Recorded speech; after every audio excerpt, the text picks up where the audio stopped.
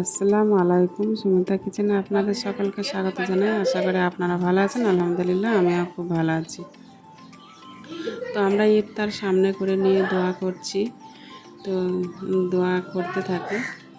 তো ইফতারের সময় দোয়া কবুল হয়। তো সেই জন্য আমরা ইফতারের সময় দোয়া করতে থাকি।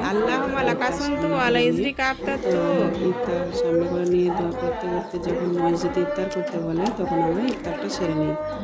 তো দেখুন একে একে আমরা ইফতার সব সেরে নিচ্ছি। তো আজকে আমাদের রোজাদার খাওয়াচ্ছিল, মানে গ্রামের অনেকজন মিলে কেউ 1000, কেউ 500, কেউ 2000 টাকা দিয়ে ইফতার দিল মসজিদে পুরুষ রোজাদারদের।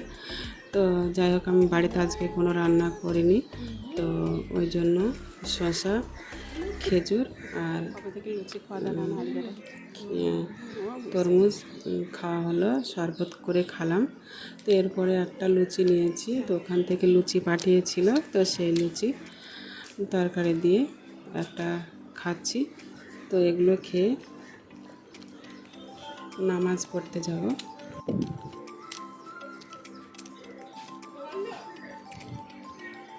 তো একে একে আমরা সবাই মিলে ইফতারটা সেরে নিচ্ছি।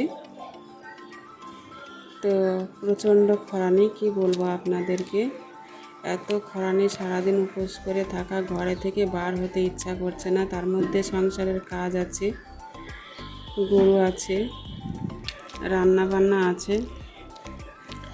তো এই সমস্ত কাজগুলো করতে হয়।